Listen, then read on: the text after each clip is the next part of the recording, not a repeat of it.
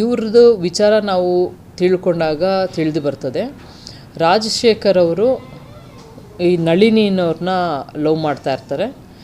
ನಳಿನಿಯವ್ರನ್ನ love ಮಾಡಬೇಕಾದ್ರೆ ನಳಿನಿ ಮತ್ತು ಪೃಥ್ವಿ, ಶ್ರೇಯಾ ಅಂತ ಹೇಳ್ಬಿಟ್ಟು 3 ಜನನು ಜೆ ಪಿ ನಗರ್ ಸೆಕೆಂಡ್ ಸ್ಟೇಜಲ್ಲಿ ಇವರು ಒಂದು ರೂಮು ಮಾಡ್ಕೊಂಡಿರ್ತಾರೆ.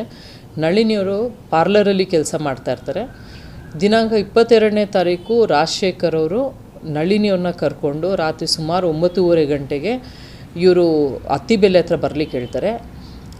ನಳಿನಿಯವರು ಒಂದು ರ್ಯಾಪಿಡೋ ಬುಕ್ ಮಾಡಿಕೊಂಡು ಅತ್ತಿಬೆಲೆ ಹತ್ರ ಭೇಟಿ ಮಾಡಿರ್ತಾರೆ ರಾಜಶೇಖರ್ ಅವ್ರನ್ನ. ಇವ್ರನ್ನ ಕರ್ಕೊಂಡು ಅಲ್ಲಿಂದ ಅವ್ರ ಊರಿಗೆ ಅಂದರೆ ಉಪ್ಪರಹಳ್ಳಿ ತಮಿಳ್ನಾಡಿಗೆ ಕರ್ಕೊಂಡು ಹೋಗಿರ್ತಾರೆ. ಯಾಕೆ ಅವರು ತಮಿಳ್ನಾಡಿಗೆ ಕರ್ಕೊಂಡು ಹೋಗಿರ್ತಾರೆ, ಸುಮಾರು 10:45 ಸಮಯದಲ್ಲಿ ನಳಿನಿಯವರು ಅವ್ರ ಫ್ರೆಂಡ್ ಶ್ರೇಯಗೆ ಫೋನ್ ಮಾಡಿ ತಿಳಿಸ್ತಾರೆ, ನಾಳೆ ದಿವಸ ಬೆಕ್ಕಿಗೆ ನೀವು ಊಟ ಹಾಕು ಅಂತ ಒಂದು ಫೋನ್ ಮಾಡಿರ್ತಾರೆ. ಅದೇ ಲಾಸ್ಟ್ ಕಾಲ್ ಆಗಿರುತ್ತೆ ಅವ್ರಿಗೆ.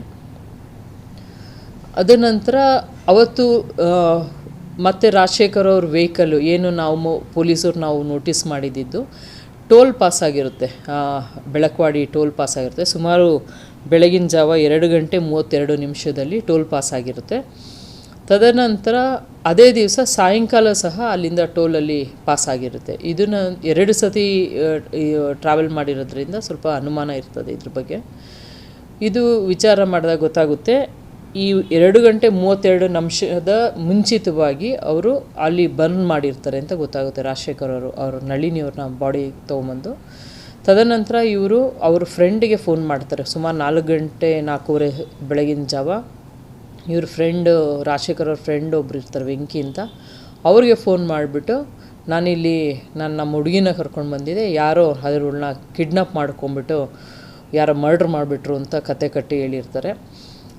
ಅವರ ನಳಿನಿಯವ್ರ ಫ್ರೆಂಡ್ ಸಹ ಫೋನ್ ಮಾಡ್ತಾರೆ, ಶ್ರೇಯಾ ಅನ್ನೋರು, ಎಲ್ಲಿ ನಳಿನಿ ಅಂತ. ಅವ್ರ ಹತ್ರ ಇನ್ನೊಂದು ಥರ ಕತೆ ಹೇಳ್ತಾರೆ. ನಾನು 22 ಅವ್ರು ನನಗೆ ಸಿಕ್ಕಿದ್ದಾಗ ಅವ್ರು ನನ್ನ ಜೊತೆ ಬರಲೇ ಇಲ್ಲ, ಜಗಳ ಆಡ್ಕೊಂಡು ಹೊರಟೋದ್ರು ಅಂತ ಹೇಳ್ಬಿಟ್ಟು ಅವ್ರಿಗೆ ಸುಳ್ಳು ಹೇಳಿರ್ತಾರೆ. ತದನಂತರ 24ನೇ ತಾರೀಕು ಸಹ ಅವರು ಅದೇ ಸ್ಪಾಟ್ಗೆ ಎಲ್ಲಿ ಏನೋ ಅವರು ಬರ್ನ್ ಮಾಡಿದ್ರು ಅದೇ ಸ್ಪಾಟ್ಗೆ ಇನ್ನೊಂದು ಸತಿ ಬಂದು ಹೋಗ್ತಾರೆ. 28ನೇ ತಾರೀಕು ಯಾವಾಗ ಪೊಲೀಸರು ಫೋನ್ ಮಾಡಿ, ಮಂಡ್ಯ ಜಿಲ್ಲೆ ಪೊಲೀಸರು ಫೋನ್ ಮಾಡಿ ಅವರು ವಿಚಾರಣೆ ಮಾಡ್ತಾರಲ್ಲ, ಆ ಟೈಮಲ್ಲಿ ಇವ್ರಿಗೆ ಭಯ ಆಗುತ್ತೆ. ಇವರು ಅದೇ ಗ್ರಾಮದ ಒಂದು ಗ್ರಾಮ ಪಂಚಾಯತಿ ಮೆಂಬರ್ನ ಭೇಟಿ ಮಾಡ್ತಾರೆ. ಭೇಟಿ ಮಾಡಿ ಅವ್ರಿಗೆ ಅದೇ ಸ್ಟೋರಿ ಹೇಳ್ತಾರೆ, ನಾನು ಯಾವುದೋ ಹುಡುಗಿನ ಕರ್ಕೊಂಡು ಹೋದೆ, ಯಾರೋ ಬಂದು ಮರ್ಡ್ರ್ ಮಾಡಿಬಿಟ್ರು, ನನ್ನ ಮುಂದೆನೇ ಸುಟ್ಟಾಕಿದ್ರು ಅಂತ. ಅವರು ನೀನು ಹೋಗಿ ಕಂಪ್ಲೇಂಟ್ ಕೊಡು ಅಂತ ಹೇಳಿದಾಗ ಕಂಪ್ಲೇಂಟ್ ಕೊಡಲ್ಲ ಇವರು. ಅವತ್ತು ರಾತ್ರಿ 28ನೇ ರಾತ್ರಿ ಇವರು ಮತ್ತು ಅವ್ರ ತಾಯಿ ಜೊತೆಯಲ್ಲಿ ಇವರು ಸೂಸೈಡ್ ಮಾಡ್ಕೊಳ್ತಾರೆ ಅಂತ ಇದುವರೆಗೂ ತಿಳಿದು ಬಂದಿದೆ ತನಿಖೆಯಿಂದ. ಇನ್ನು ಮುಂದಿನ ತನಿಖೆ ಇನ್ನು ಮುಂದುವರೆದಿದೆ. ನಳಿನಿಯವರು ಈಗಾಗಲೇ ಮದುವೆ ಆಗಿತ್ತು, ಅವ್ರ ಹಸ್ಬೆಂಡ್ ಗಣೇಶ್ ಅಂತ ಇದ್ದರು ಅಂತ ವಿಚಾರ ಗೊತ್ತಾಗಿದೆ.